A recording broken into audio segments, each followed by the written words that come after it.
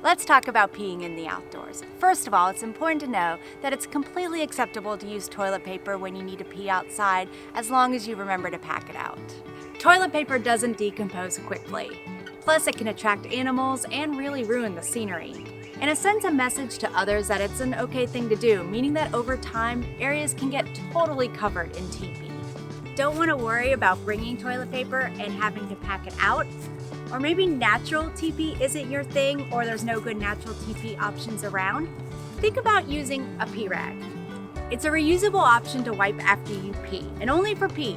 It's not for poop. You can make your own pee rag out of a bandana or a micro towel.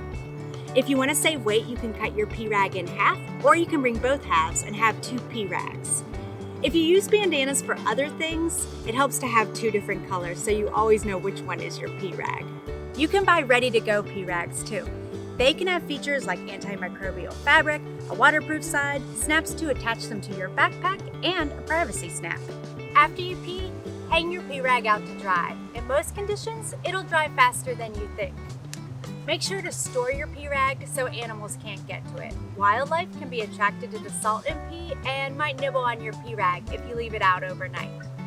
If you're on a longer trip, you can clean your pee rag. To keep water sources clean, grab your soap, water, and your pee rag and walk about 200 feet, around 70 steps, away from campsites, trails, and water. Get it wet, add a few drops of soap, rub, and rinse. Have questions? Have a pee rag and love it? Tell us in the comments.